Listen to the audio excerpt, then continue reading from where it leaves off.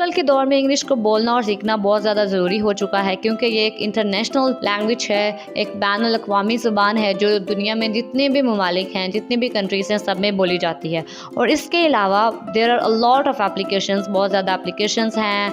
आपको बहुत ज़्यादा प्ले स्टोर पे ऐप्स मिल जाती हैं, पॉडकास्ट हैं, सेल्फ लर्निंग वीडियोज़ हैं और इंटरनेट पे बहुत ज़्यादा कंटेंट है जो आपको इंग्लिश लर्निंग के प्रोसेस में हेल्प आउट करता है। लेकिन इंग्लिश की लर्निंग जर्नी स्टार्ट करने से पहले आपको ये सोचना होगा और इस चीज़ को ख़त्म करना है कि आपके जो नेगेटिव ख्यालात हैं, जो आपकी मनफी सोच है कि इंग्लिश बहुत मुश्किल है, मैं नहीं बोल सकती, इंग्लिश मेरे से नहीं बोली जाएगी, ये बहुत ही ज़्यादा मुश्किल है, मुझे ग्रामर नहीं आती है, इन चीज़ों को छोड़ के, इनको पीछे छोड़ के मिस्बत सोचे कि यस मैं इंग्लिश बोल सकती हूँ।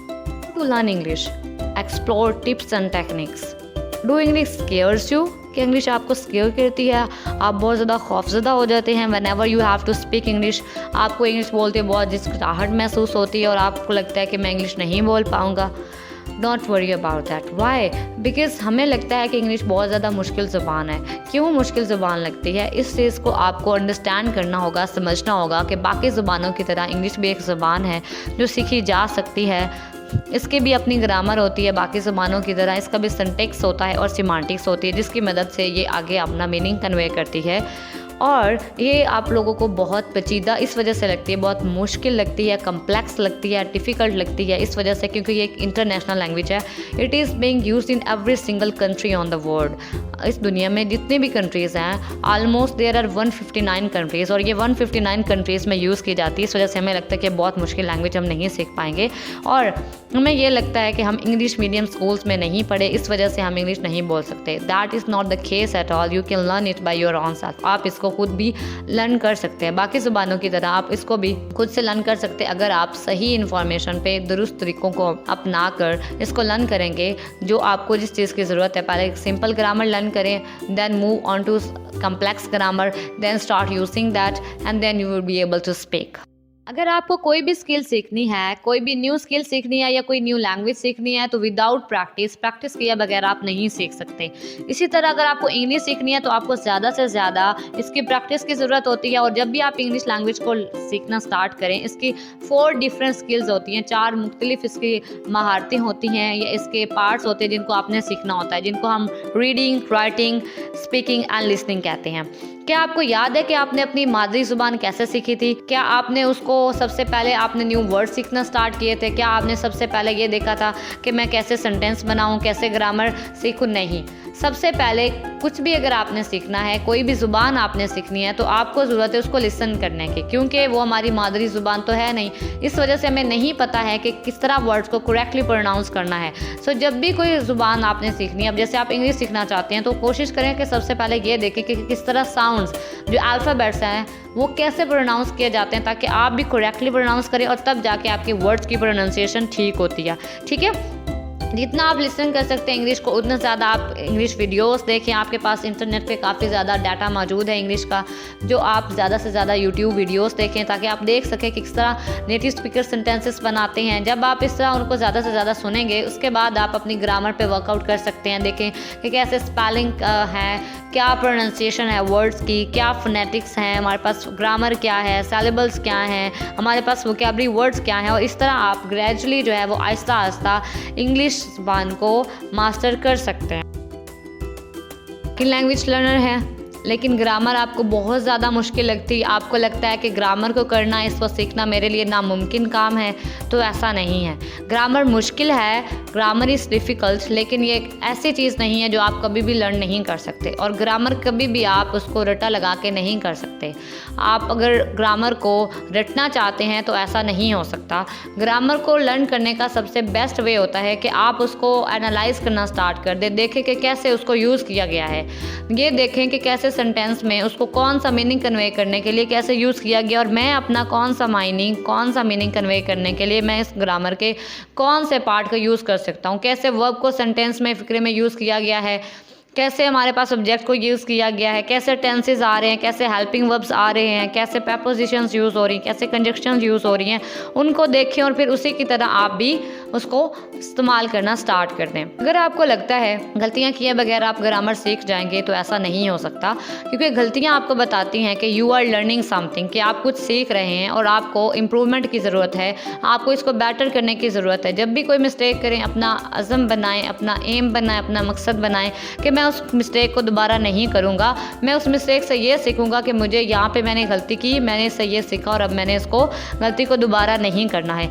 आप अपनी ग्रामर सीख सकते हैं जस्ट एक मजबूत इरादे के साथ और अपनी शक्ति के साथ कि हाँ, ये एक ऐसी चीज़ है जो मुझे करनी है और अगर मैं इसको करना चाहता हूँ तो मैं इसको कर सकता हूँ। सो ग्रामर सीखने के लिए आपको इसको रटने की ज़रूरत नहीं है और ना ही ये सोचने की ज़रूरत है ग्रामर सीखते हुए मैं मिस्टेक्स करता हूँ तो इसका मतलब है कि मैं कभी ग्रामर नहीं सीख पाऊँगा। So that is not the case. आप मिस्टेक कर सकते हैं और आपने इसको रटना नहीं है, rather you have to use it. आपको इसको यूज़ करना है, देखना है कि कैसे बाकी लोग इसको यूज़ कर रहे हैं, उनके रिटन पैराग्राफ्स को एनालाइज करना स्टार्ट करें कि कैसे ग्रामर का कौन सा पार्ट किस मीनिंग को कन्वे करने के लिए यूज़ किया गया है और मैं भी इसको किस तरह अपना मीनिंग कन्वे करने के लिए यूज़ कर सकता हूँ। Here is a set order that you can follow to learn grammar effectively and quickly. Parts of speech. First of all, there are nouns. Nouns are further divided into common nouns, proper nouns, singular nouns, plural nouns, possessive nouns, abstract nouns, collective nouns, compound nouns, and then there are pronouns.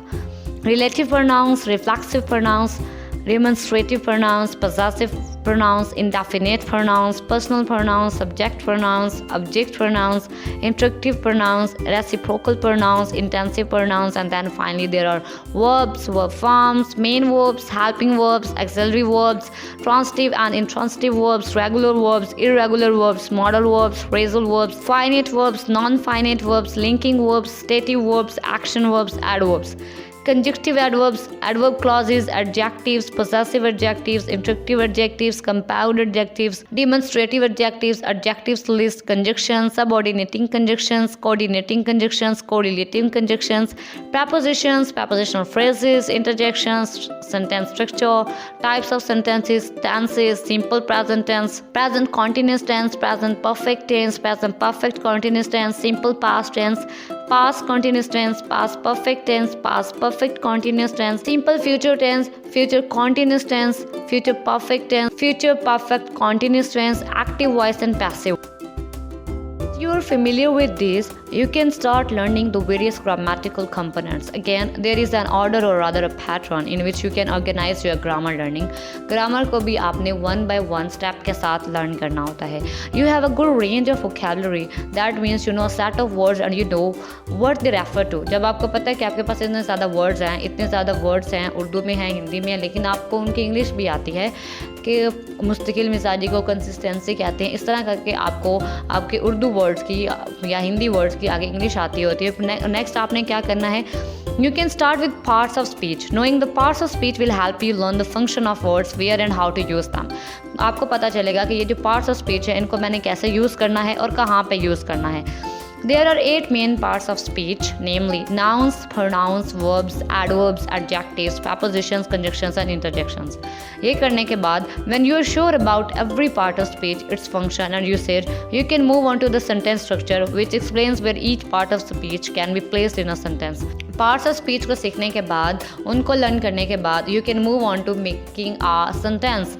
आप आगे जा सकते हैं sentence की तरफ कि मुझे किस तरह एक जुमला बनाना है by using those parts of speech और कैसे उन पार्ट्स ऑफ स्पीच को कैसे एक सेंटेंस में किस जगह पे जो है वो पुट किया जाता है.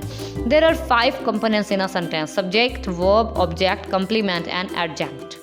Types of sentence is a topic you can look into once you are done with sentence structure. जब आपको ये पता चल जाए कि किस तरह एक फिक्रा बनाया जाता है, कैसे मैंने एक सेंटेंस बनाना है, उसके बाद आप ये देख सकते हैं, आप ये लर्न कर सकते हैं कि आगे फर्दर इसकी क्या मुख्तलिफ किस्में हैं सेंटेंस की. There are 4 types of sentences: assertive और declarative sentences, interrogative sentences, exclamatory sentences and imperative sentences. As far as sentence types are concerned, there are 3 main types: simple sentences, compound sentences and complex sentences. Other than that, after knowing and after clearing your concept about types of sentences, tenses should be the next in line.